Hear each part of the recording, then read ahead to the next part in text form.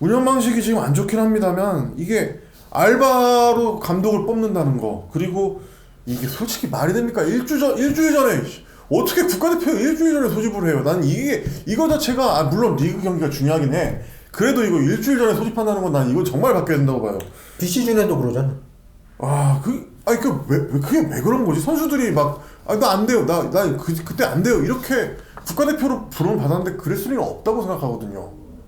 그러니까 이게 불러서 훈련시키면 훈련비 줘야 되고 훈련하는데도 뭐 용품 포무나 이런 비용이 나가잖아요. 그게 얼마나 된다고 그 돈이 아까워서 지금 그 일주일 전에 부르는 거야 그럼? 돈도 아깝고 일하기도 싫은 거지.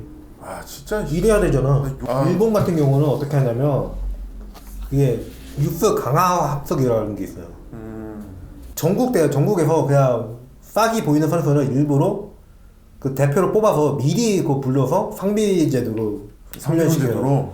그런 그 유소년이고 그 학생부에도 이런 상비 제도를 둬서 거기에서 집중 훈련이 될 수 있도록 하는 방법을 유도한다면은 그 지금 엘리트에 충분히 대응할 수 있을 것 같고요.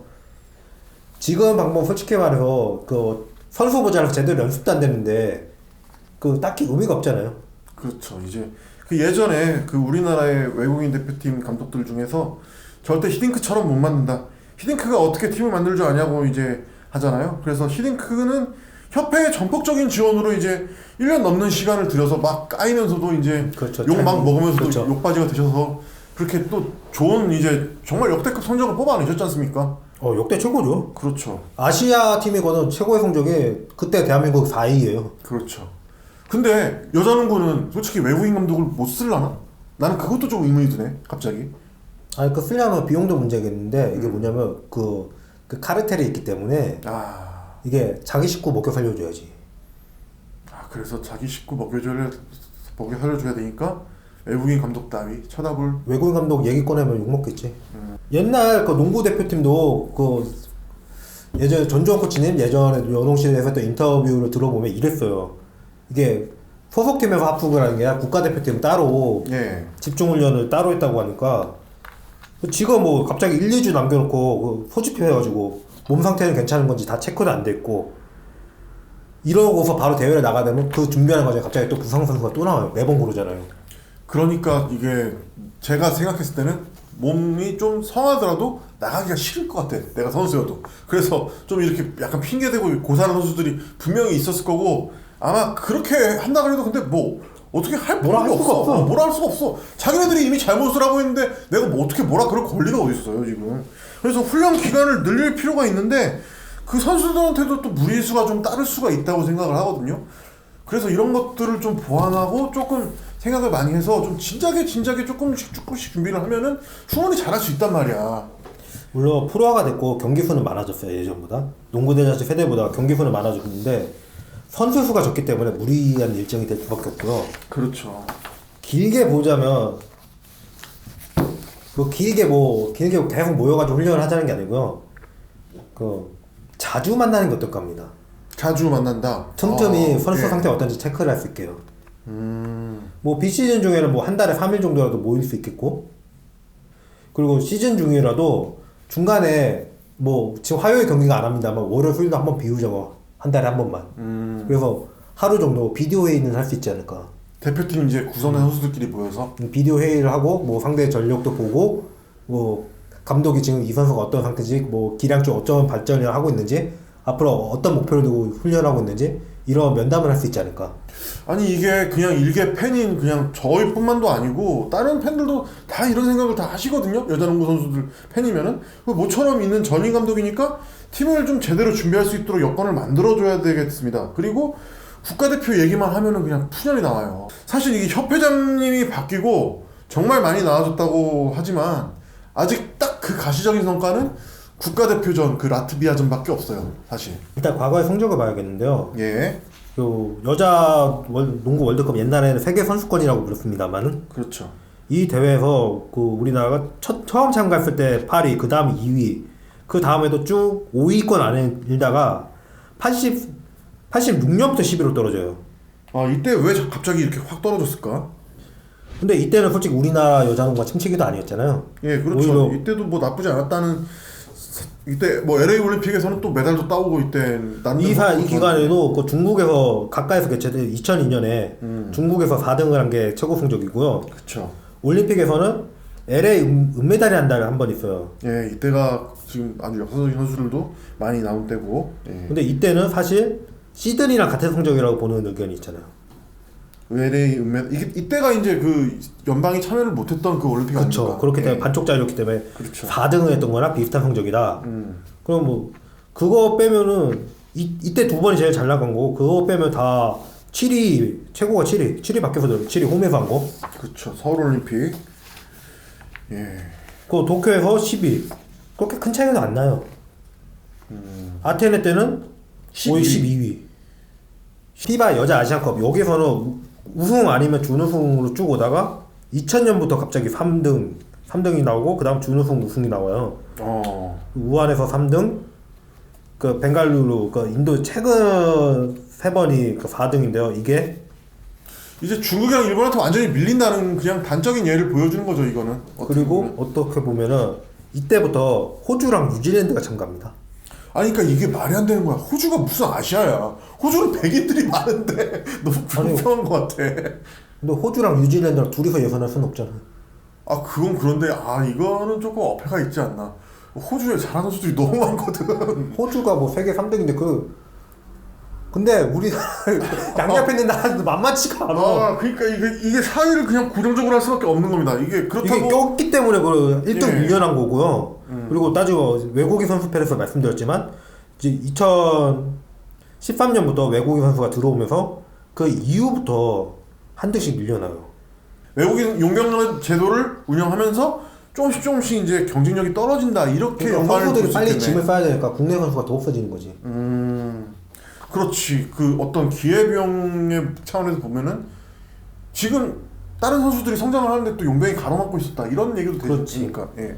그리고 일맥상통하는 것 같아요. 예. 아시안 게임에서는 은메달, 금메달, 그 방콕에서 한번 동메달이었고요. 예. 이게 도하가 메달을 유일하게 못 땄는데요.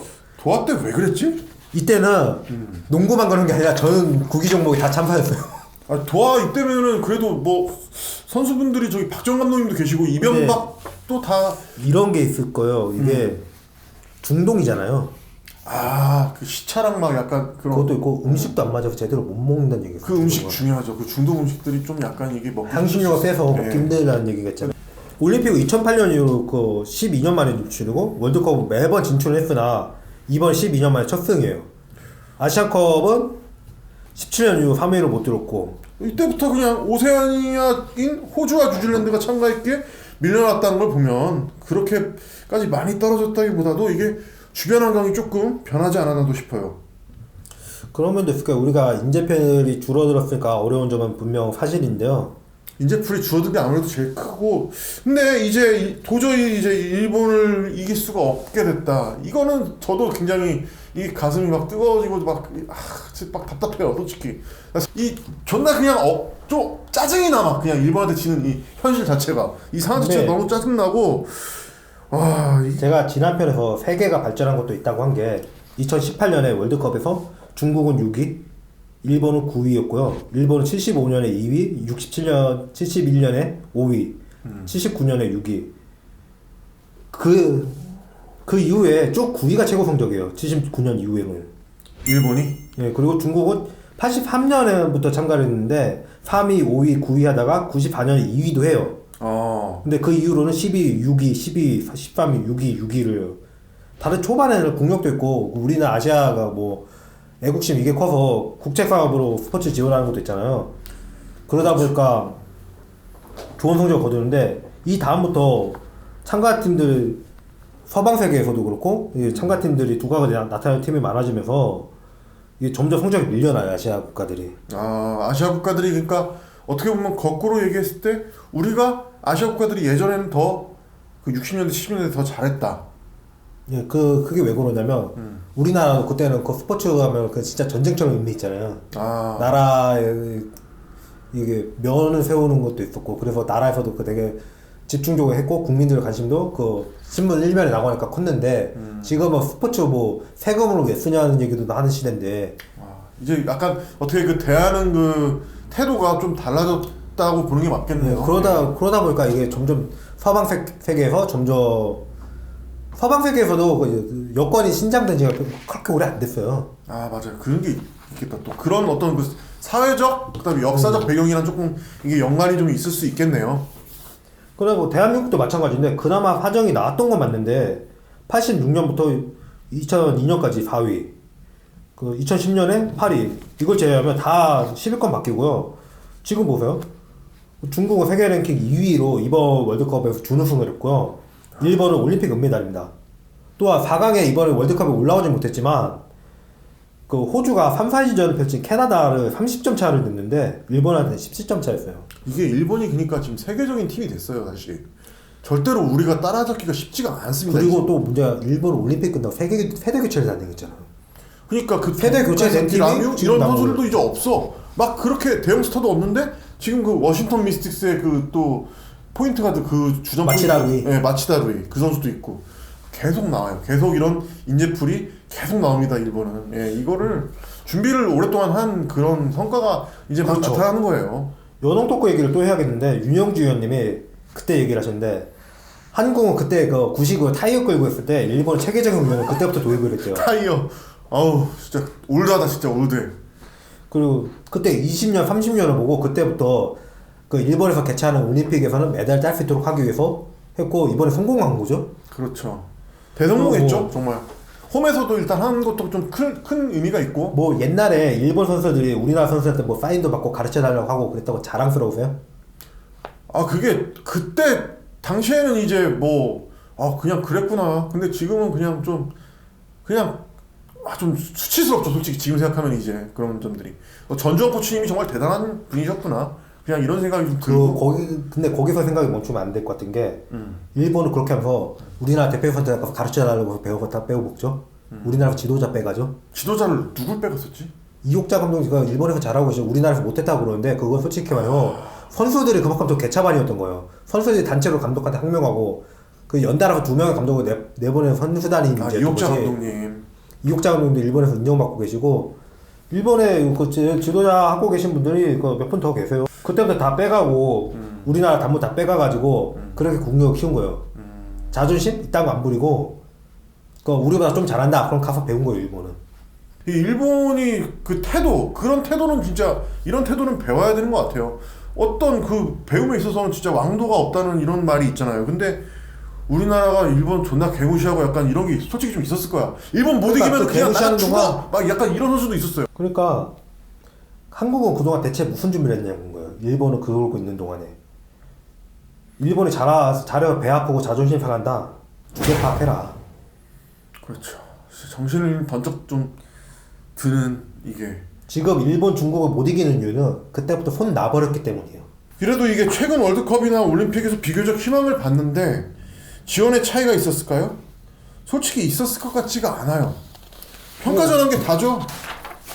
평가전한 게 다야. 뭐 허원 선수가 뭐 아웃버스 영상 올리고 한 게 그 오래된 일이 아니잖아요. 평가전한 게 어딘가 싶어요. 이게 그나마 지원? 이게 그런 게 없었어요. 그 소집해서 부랴부랴 하느라고 진짜 부상자 추가로 생기고 나간 월드컵이었는데 거기서 진짜 한 게임이라도 이기고 온 거 보면은 말도 안 되는 기적적인 상황이었고 진짜 우리 선수들 많이 수고하셨다는 말을 좀 해드리고 싶습니다. 저는. 예. 제가 이 말하면 비웃는 사람도 있는데요. 한국 농구에서 역대 가장 위대한 세대가 언제라고 생각하세요? 박정원 감독님의 친고모님이신 박신자. 그렇죠. 그때가 성적은 제일 좋았죠. 예. 왜냐면은 5위권 안에 항상 유지를 했었으니까 그때 당시에는. 그리고 아니면은 또 저 개인적으로는 시드니 올림픽 때 그 멤버들. 그때 좋죠. 예, 저는 그렇게 생각해요. 그때 풀이 되게 좋았죠. 그 남자 농구에 데니스 에드워즈라는 선수가 왔었는데 이 선수가 우리나라 처음에 플로터를 가지고 온 선수예요. 플로터를 가지고 왔는데 해설자들이 이 슛을 비웃은 거예요. 비웃었다? 비웃은 이유가 뭘까요? 막슛이라고. 막슛? 네, 막슛이라고 불렀어요. 그게 그냥 이렇게 막 던지는 것 같다고. 그게 이게 언제적 얘기인지 2000년대 지나서 일이에요. 2000년대 지나서요? 그러면 그렇게 막 아주 오래된 얘기도 아니잖아. 근데 해설하는 사람이 플로터가 뭔지 몰랐다. 이거는 좀 심각하다. 그 여자 농구에서 플로터를 구사하는 선수들도 어디서 배워온 게 아니고요. 자기가 영상 보고 따서 만든 거예요. 그러니까 이런 세계 농구 기술 발음의 흐름에 아예 무지했어요. 우리나라 농구는. 여자농구가 특히 더 똑같지. 똑같이 그냥 아예 문제 남자농구든 여자농구든 세계적으로 다 쓰는 플로터를 이름도 몰랐다는 게 말도 안 되는 상황 벌어졌던 거고, 이게 그 흐름에 손 놓고 있었던 거죠. 세계적인 발전은 유행이 아니라 그 발전이라고 했어요. 제가 발전이라는 표현을 썼는데 그 발전하는데 그냥 손 놓고 가만히 있었던 거, 그냥 옛날에 하던 대로만. 정작 윗세대들은 그런 노력을 하지도 않고 그냥 서로 책임 전가하는 거면 바빴지, 그런 거 왜 지도자들이 이런 걸 하는 걸 왜 그렇게 싫어했을까? 스킬 트레이닝도 선수들이 처음 받을 때 지도자를 싫어했다고 그러잖아요. 스킬 트레이닝은 내가 받아서 선수가 본인 사비를 가져다가 쓰면서 그러니까 하는 건데, 자기가 생각하는 농구 이론이 있는데 그거를 선수가 새로 자기 이론을 가져가가지고 그걸 얘기하는데 제 생각이 안 맞는단 말이야. 근데 사람들은 틀린 말을 들을 때보다 옳은 말을 들을 때 더 분노해요. 그러니까 자기 생각이 틀렸다는 거를 이제 들춰내지는 순간 그게 분노하게 그런 되는 사람 건다. 많아요. 고집이 있으니까 자기들만의. 특히 이게 좀 그 윗선들에서 좀 심할 것 같다는 생각이 들긴 합니다. 이게 선수들이 휴가 기간에 자기 사비 털어서 스케이트 트레이닝 받은 거지 지원받아 산 적이 없고요. 지원이라도 해주고 욕을 하든가 그럼. 그 지원받아 산 적이 없고, 이게 기아 선수나 이런 선수인데 그 물어 가면서 그렇게 배웠다고 해요. 그 김선영 선수도 전태풍 선수한테 가서 그 플로터를 배웠다고 하잖아요. 그 SK 김선영 선수, 전태풍 선수한테 이게 가서. 세계 농구가 20년 동안 농구가 발전한 흐름을 뻔히 보면서 손 놓아버렸어요. 이걸 먼저 도입했어야 되는데 윗세대가 이거 배워와가지고 우리 선수한테 보급하자 이게 아니라 욕먹어가면서 현역 선수들이 자기 사비로 배운 거예요.